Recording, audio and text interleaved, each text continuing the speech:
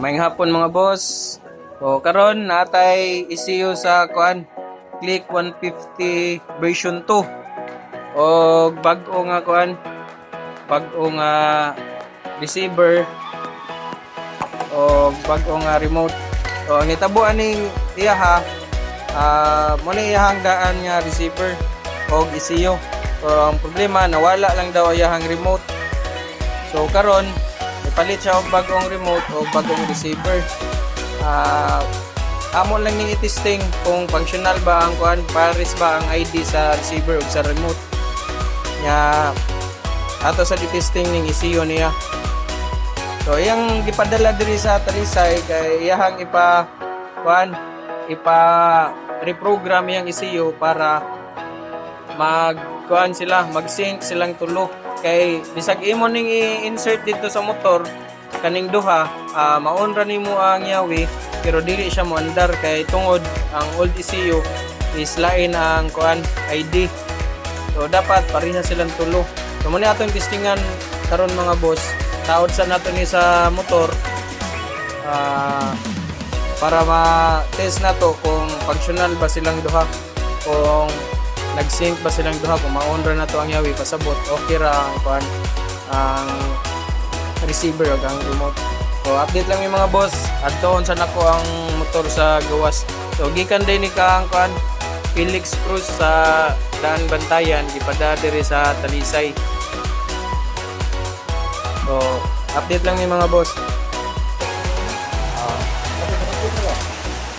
So mga boss, mao ni ang bagong receiver, bagong remote atong gitesting sa Click 150 para lang ma-testing na to kung functional siya. So okay ra man, function ra. So maon ra sa dang yawi. So kusabot goods ra yang receiver ug ang kaya ang remote naka-sync na. So karon ang buhaton nato atong i-reprogram ang kaniyang old nga ECU para mo-sync sa receiver o remote nga bago para makapaandar ta. Kay kani bisag start na to dili na siya mo andar. So mao din ang daan nga orig nga receiver ECU o remote sa Click 150. So amo lang gitangtang kay para lang matesting ang bagong remote o ang receiver. So update lang ta mga boss. Ako sa ning reprogram. After na to reprogram, atong itao diri sa Click 150. Kung functional na, maka-andar na yung motor, so pasabot 100% nga okay atong reprogram. So pwede na natin ipadala ni Busing. So mga boss, ready na ang tools sa pag-reprogram. So dira atong ECU. So ato lang i-insert diri ang ang power supply nga mag-start na ta mga boss. So part number ani nga part number ani nga ECU. So muna yung ECU K59J A71 IN. So muna ang part number K59J A71. So Indonesia K59J A71 Indonesia 2018 to 2022 model. So nakita sa nato diri Vario 150, horsepower is 13.1.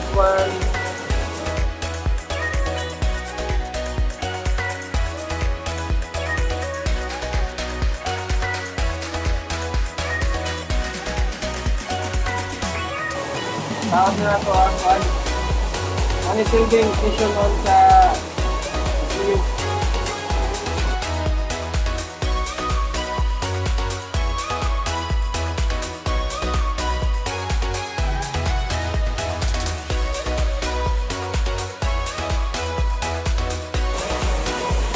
So karon ako na lang sad ning i-remap.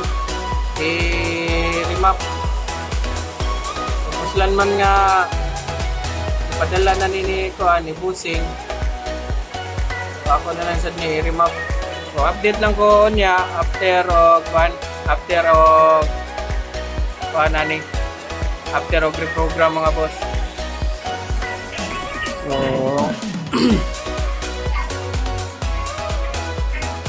maton lang na to nga kuan nga mga 100% na na siya mga boss. Tara mga boss, mana na to reprogram ang kuan ang ECU. So mo ni ang part number ganiha nga atong reprogram. Mo ni ang bag-o nga receiver o bag-o nga kuan remote. So ato lang sang itaod. Gunit ko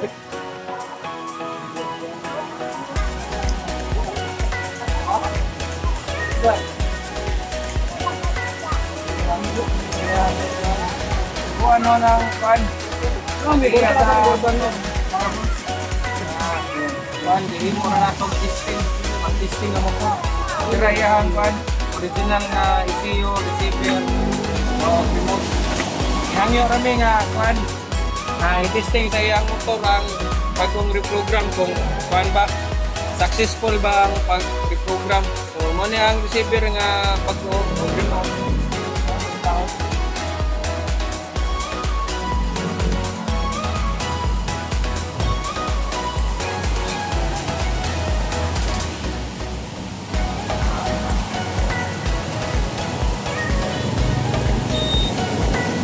Answer back. Functional ra. Okay ra. So, moment of truth. Testing ka mga boss. So, gawas ra ang kuan, indicator. On. So, na-on ra. Karon, start na lang na to. So, anda ra mga boss.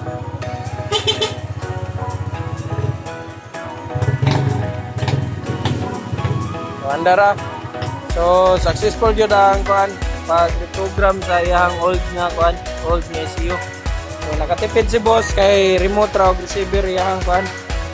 Iyang nilisan o bago, wala na diapil ang ECU. So, salamat kayo, shout out sa tagiya sa motor nga kuan. Oh, gihimo pang testing nga motor. So, galon lang nila mga boss.